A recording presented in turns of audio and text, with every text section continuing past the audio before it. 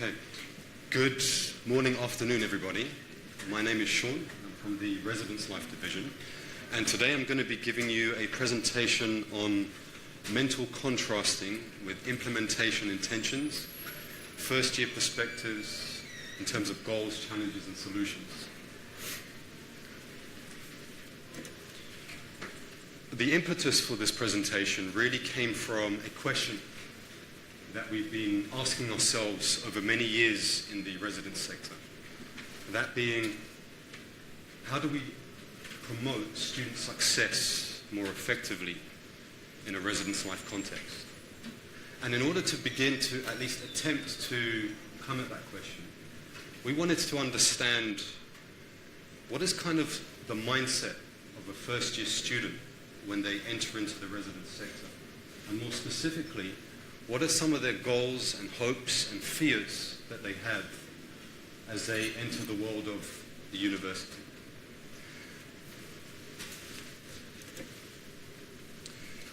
To make that process easier, we brought in a framework borrowed from Ottingen, which is known as the WOOP process. And it's another acronym which stands for Wish, Obstacle, Outcome, and Plan. And what Ottingen says is that in terms of a user-friendly way, you can have someone guided through a process where they can identify a wish or a goal, the obstacle that is greatest in terms of achieving that goal, the outcome that they're seeking, and a plan not to achieve the goal, but to overcome the obstacle to get to the goal. And this is where she's argued as a major point of departure is missing in terms of goal setting. That rather than planning to attain a goal, maybe we should be considering more contingency plans to overcome hurdles in order to get to that particular wish. There is an empirical framework behind this, and it is known as mental contrasting. And it's really defined as mental contrasting with implementation intentions, entails mental contrasting a desired future with relevant obstacles of reality and forming implementation intentions, if-then plans, specifying when and where to overcome those obstacles. If we look at that in action in terms of practically, how this unfolds with a user is, for example, this normal example, so to speak, is they're given a worksheet or an exercise where they put down their wish, and there's no specific time frame. Here we have someone saying that they wish to jog in the evening. And then they think about the outcome of achieving that, which is to feel more balanced. And the obstacle that they put down, their greatest obstacle, is feeling tired when they come home. Now that's where really the traction plays, because that's where then you generate those if-then plans to say, if I do encounter this obstacle of feeling tired when I come home, what is my plan? And here we have, I will put on my running shoes and go outside. Okay? If only it was that simple. There is empirical support behind mental contrasting, and if we look at that in an academic context, this is what we found, that a meta-analysis of 94 studies has shown that implementation intentions make an important difference in the way goals are achieved. Also, in terms of teaching and learning, there has been evidence to show that it can lead to increased academic performance. How we then applied this in a residence context was at the beginning of the year. At the end of the 2-week OWeek process, there was an academic orientation which is run across all residences, and it's really to orientate students to the resources within their residence space that augment or complement their own academic journey. And one of the tools we introduced to them was the WOOP process. We didn't call it mental contrasting. We introduced them to the WOOP process, and we asked them to think about their greatest academic wish. And there was no time frame on that. And then we ran them through each of those steps. And what they did was they completed their inputs through an online Google link. We had a total of 841 wishes that were tracked by first-year students, 778 outcomes that were mapped by students, and a total of 723 obstacles. So what I'm going to share with you today is the data that has come out of that from first year's perspectives. The analysis used at this stage was a preliminary coding analysis where we took the inputs from the wishes, from the obstacles, and from the plans, and we mapped to see if there were common themes across each of those high quantity inputs. In terms of academic wishes, we found 4 main themes that came from first years. One of the main goals that first years put down for their first year was simply to pass. It was a main academic wish. A second one, with 151 responses, was some level of increased academic performance ranging between 60 to 69%. And the third and fourth, quite similar, was either to attain Dean's List status or to achieve distinctions. If we look at the obstacles that students mapped, these were the main obstacles that came about from first years. The first main obstacle was procrastination. And I think we can all relate to that one. And the second one was time management, the ability to manage time or to use it effectively in some form. And then third and fourth, slightly different here, distractions, some form of distractions in their environment or in some of the habits that they had, or negative emotions. These were the greatest impediments mapped by our first year students. And that was based on 443 similar responses. In terms of plans to overcome obstacles, these were the 4 main plans that students identified: to ask for help, to plan their and time manage more effectively, to work hard or work harder, this came up a lot, or to remember, it doesn't show here, to remember why they are here. What was the reason for being at university? In summary then, this summarizes the main themes that we found in terms of wishes, obstacles, and plans.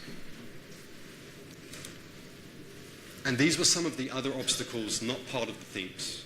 And the number of responses specific to each of those are there, ranging from adjustment through balance, through the course material, mindsets, understanding of the course. See, we've still got a sense of those nuances also. In conclusion, and it is based on a very limited cohort, is the main academic wish that we found from our first year students, if we were to use purely a quantitative approach, is the desire to obtain distinctions or Dean's List status. And the main obstacle in terms of quantity was one's procrastination. And then the main plan, or the most popular plan that came through, was asking for help. Now, if we think of some of the reflections, what does this mean in terms of what we do going ahead? These are some recommendations that we have. Let's first go back to the vision of UCT, and part of it is to inspire creativity through outstanding achievements in learning and discovery. So we go back to some of those answers that students shared, that aspiration to achieve at a very high level, that need to want to overcome the challenges of time and procrastination, that ability to want to ask for help. Are we teaching these actively in our curriculum or our co-curriculum? Certainly within a residence life context.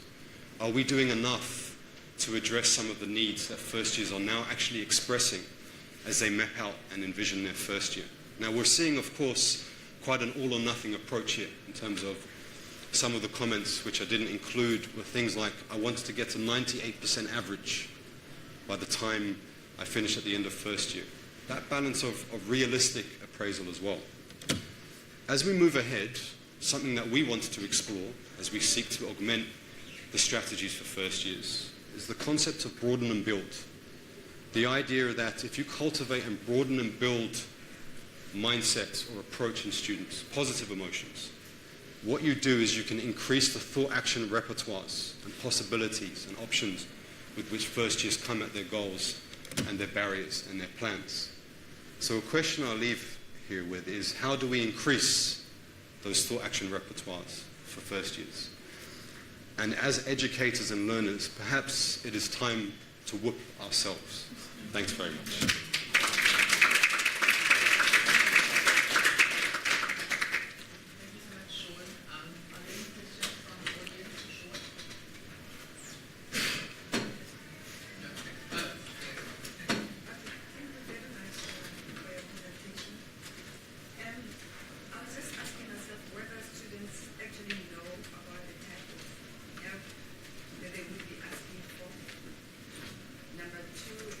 just recommend to say the wish of doing well, could that be from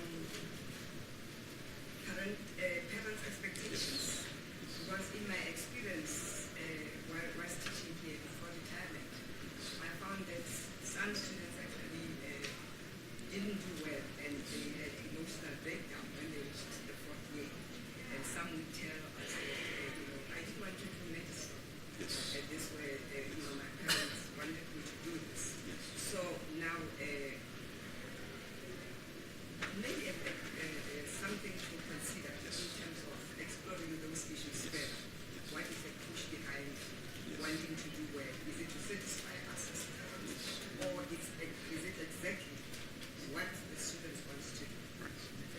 Thank you, and thank you for that, for those two comments. I think, yes, understanding where those motives lie, is it external, is it internal? I think that's very important. And also, where does that level of high expectation arise from? Thank you for that. Thank you so much for the very insightful Thank you. Both this and the previous discussion was very interesting. I'm just wondering to try and get out of it is based on the socializing aspect and the engagement, etc., and this achievement. Those can obviously conflict in terms of procrastination, delaying, etc. So how, from a resident's life perspective, has this tool interventions helped to shape what the resident's life does to students?